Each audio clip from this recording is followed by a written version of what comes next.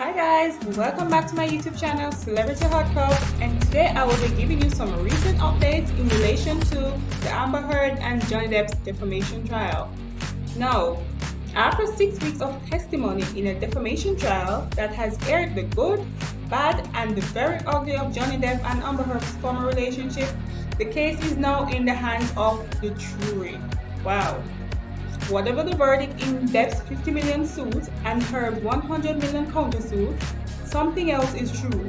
The fate of their respective careers will be decided in the court of public opinion, according to Hollywood insiders. CNN spoke with 6 entertainment industry experts for this story, some of whom spoke on background to protect professional relationships. Whether fair or unfair, the wave of support Depp had received on social media during the trial, especially on TikTok, may serve him well going forward, one veteran publicist who has known Depp for years told CNN. "I wasn't sure what to expect before he took the stand, and if anything, I believe this has done nothing but help in his public image," the source said. Another top Hollywood publicist who hasn't worked with either Depp or Heard said neither of their images have fared well. "Both are highly dysfunctional. Money is toxic and greed destroys. No one wins here," the publicist said.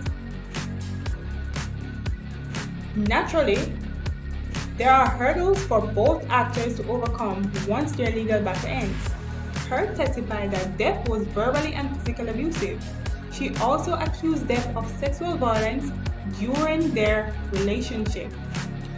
Depp claimed multiple times on the stand that he had never struck a woman, denied Heard's allegation of sexual battery, and called himself a victim of domestic abuse by Heard, which she denies. Depp and Heard met in 2009 on the set of their film The Rum Diary and were married from 2015 to 2016 before divorcing. Photographs as well as audio and video recordings painted a picture of two people in a relationship with what was characterized as mutual abuse by Lauren Anderson, a clinical psychologist who worked with Depp and Heard 2015 as their marriage counselor, in testimony played on April 14. Entertainment agent Dal Marshall thinks film studios might, at least initially, be hesitant to engage with the actors entangled in a controversy that has played out so publicly. Robert Downey Jr. won an Academy Award and then aired his personal business out in the world, and people kind of recoiled, said Marshall, who has previously represented stars like Leonardo DiCaprio and Hilary Swank. "I think Hollywood is a strange place. When you air your dirty laundry in front of the machine, the executives, all the people that make the parts move, they sort of recoil from a hot flame." Depp's claim a 2018 op by Heard, in which she described herself as a public figure representing domestic abuse, defamed him. He has starred in 2 films since the opt, which did not mention by name Waiting for the Barbarians and Minamata, both independent films. Heard, whose counter-suit claims she was defamed by an attorney for Depp, who called her abuse allegation a hoax, will appear in the sequel to Aquaman, scheduled for release in 2023. Marshall said he believes Depp's unbelievable talent will help him return to the movie screens. Hollywood is also forgiving, and as it moves forward and this thing stops airing and Johnny is able to move fluidly back into the business, I think he'll re-emerge again, he said.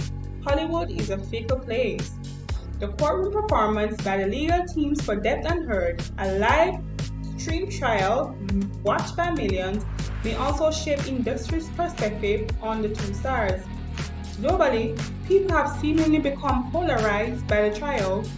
We have watched this unfold in the press prior to its culmination in the courtroom. Amanda K. Rusi, founder and president of AKR Public Relations and AKR Adventures, told CNN. Rusi believes Depp representatives have been more effective. Mr. Depp's legal and strategic communication team have done an incredible job in delivering a consistent message in the courtroom and throughout the media, which I believe has helped corral the support from his fan base. Not that Depp supporters needed the nudge. The scales of social media justice are heavily tipped in his favor, so much so that the imbalance has prompted headlines pondering the reason behind it. One writer for the court asks, "Here is a woman recounting in agonizing detail how an extremely famous man allegedly abused her. Why in 2022 do so many people seem to hate her for it?" Sociologist Nico Bedera offered a few theories, both on Twitter and in an article for Harper's Bazaar, about why both female survivors of domestic violence and many women, period, have seemed to support Depp. It can be scary and for victims re-traumatizing. For women to empathize with an abuse survivor, if violence really is everywhere and if it feels like it can happen to anyone, then a lot of women will start to worry that they will be next, she wrote. So it is surprising that a lot of women are coming to Depp's defense? No, not at all. Heard has had her supporters, but notably fewer vocal ones than Depp, both in the entertainment business and in and around the courthouse. Heard's former co-star, David Crumholtz, has come to her defense publicly. Actress Ellen Barkin testified her defense team, and comedian Katie Griffin wrote in response to a pre-trial tweet from Heard, "I think about you and sending all the love." For two working actors, the question once court is adjourned is, will producers send them scripts as reliably as onlookers have been sending tweets? We are waiting to find out.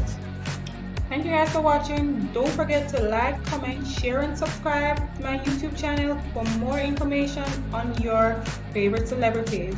Bye!